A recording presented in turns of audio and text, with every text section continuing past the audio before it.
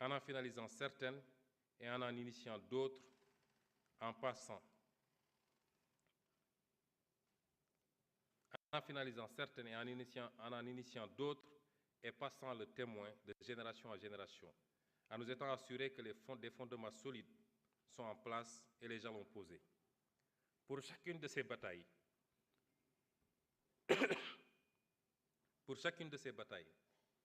notre gouvernement communiquera de façon honnête, transparente et responsable avec les citoyens. L'obsession de la prochaine élection, les pressions politiques du moment ne doivent pas dévier les actions sur le court terme et produire des effets détournés dans la conduite de politique et de décisions qui exigent une vision à long terme.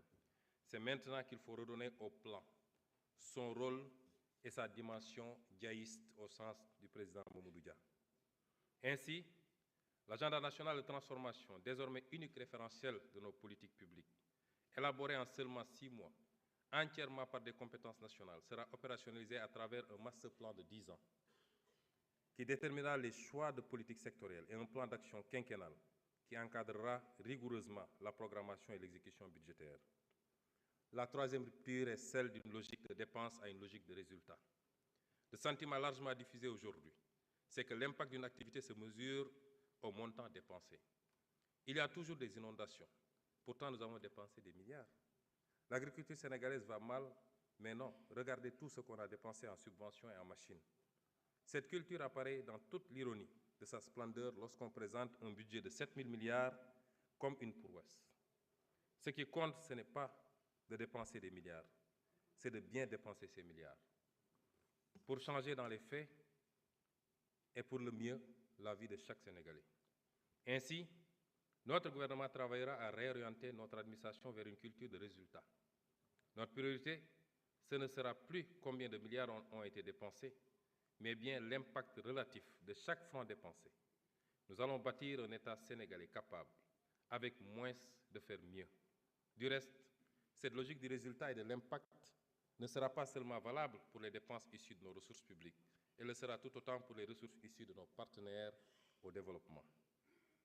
À cet effet, nous avons commencé à mettre en place un nouveau dispositif d'identification et de sélection des investissements publics, en évitant d'engager des opérations d'investissement que le secteur privé pourrait et devrait réaliser. Dans cette perspective, la politique de partenariat de type public-privé sera repensée pour corriger les déséquilibres et imperfections constatés au cours de la dernière décennie. Une attention particulière sera apportée aux co-unitaires en redéfinissant la politique de commande publique et en retenant partout des prix de référence. La qualité des ouvrages et les délais de livraison de la commande publique deviendront des normes que tout contractant devra respecter. Par-dessus tout, la transparence devra être de rigueur dans le choix des entreprises contractantes qui devront remplir toutes les exigences de qualification et d'expérience requises. La quatrième rupture est celle d'une logique de gestion partisane à une logique de participation citoyenne. Notre ambition pour le Sénégal ne peut réussir sans une adhésion durable des populations et sans la participation de tous à la construction commune d'un Sénégal nouveau. En votant pour le projet, les Sénégalais ont également rejeté cette façon de faire de la politique, où l'on proclame la main dans le cœur, la main sur le cœur, que la patrie viendra avant le parti, et où chaque acte posé démontre le contraire. Nous ne voulons plus d'une gestion du pays qui se résume à la gestion partisane d'une clientèle politique. Nous ne voulons plus d'un pays où les richesses sont accaparées par un clan. Nous voulons, au contraire, un pays où les ressources du pays sont gérées au profit de tous et où le mérite est plus important que l'appartenance familiale, ethnique ou politique. La cinquième rupture consacre le passage d'une gestion centralisée à outrance à une logique de gestion déconcentrée, une logique, disons, territorialisée. En effet, notre ambition pour le Sénégal ne pourra être réalisée sans une gestion plus proche des territoires. Faire reculer le centralisme au profit de la gestion de proximité. Notre action sera dès lors de procéder à de profondes réformes en matière de décentralisation, de fiscalité et de gestion budgétaire, entre autres, afin de libérer le potentiel de nos terroirs. Au sein de ces pôles, les villes épicentres seront au cœur de la nouvelle stratégie. Elles bénéficieront d'investissements conséquents en matière d'eau et d'assainissement, d'électrification, de gestion des déchets, d'infrastructures et d'infrastructures de transport et numérique, et j'en passe. Dans la même foulée, la décentralisation sera approfondie en renforçant les compétences, les capacités et les moyens financiers des collectivités territoriales. La charte de la déconcentration sera intégralement mise en œuvre afin de rapprocher l'administration des usagers du service public. La sixième rupture consiste à bannir la logique d'accaparement au profit d'une minorité, au profit d'une logique d'équité et de justice. La reddition des comptes, puisque c'est de là qu'il s'agit, ne doit plus être perçue comme une exception aux règles de gestion de la chose publique, mais plutôt comme un principe de transparence et une exigence de gouvernance. Nous nous inscrirons dans ce cadre, aussi bien pour l'audit de l'utilisation des fonds publics antérieurement à notre arrivée au pouvoir que pour la gestion des affaires publiques durant les années de notre gouvernance. L'État veillera à ce que les structures de contrôle et les juridictions compétentes puissent exercer leurs missions respectives conformément aux lois et règlements, mais également en application des principes de la séparation des pouvoirs et de la présomption d'innocence. Nous mettrons ainsi en œuvre les conclusions des assises de la justice ayant fait l'objet de consensus et poursuivrons les consultations et le dialogue pour bâtir un pacte social durable. Nul ne pourra désormais se prévaloir d'une proximité partisane pour accéder à des faveurs indues ou se protéger de sanctions méritées. Chaque talent national sera promis en ne tenant compte ni de son origine, ni de sa religion, ni de son appartenance partisane. Enfin, la septième rupture implique le passage d'une administration bureaucratique à une administration moderne et performante. L'administration doit être le fer de lance de la conduite du changement auquel nous invite le chef de l'État. Elle sera plus attentive et orientée vers la satisfaction de l'usager. Le clientélisme y sera aboli, conformément à l'invite du chef de l'État aux agents de l'administration. Chaque agent de l'État, à quelque niveau qu'il soit, devra faire sien le nouveau paradigme d'une administration performante et moderne. À cet effet, le gouvernement engagera les réformes idoines pour doter les services administratifs de capacités humaines qualifiées et motivées, ainsi que des moyens de fonctionnement liés, tout en amplifiant la lutte contre le gaspillage dans les dépenses courantes. La corruption et la concussion seront combattues sans faiblesse, en commençant par accélérer l'automatisation des procédures administratives. Nous avons déjà entrepris de bâtir une administration publique autour des principes de probité et d'intégrité, autour du Djoub, du Djoubel et du Djoubbanti. Monsieur le Président de l'Assemblée nationale, honorables députés, après vous avoir rappelé ces principes et après vous avoir dressé l'état des lieux, vous avoir rappelé les 7 principes qui vont fonder notre logique de rupture, nous allons faire quelques développements sur le cap 2025-2029. Les ruptures que je viens d'évoquer guideront notre stratégie opérationnelle pour les 5 prochaines années. Pour cela, notre premier devoir est de traduire la vision du chef de l'État de façon concrète, pour qu'elle soit partagée et que chaque Sénégalais soit fier d'en parler, soit fier chaque jour d'y apporter sa pierre.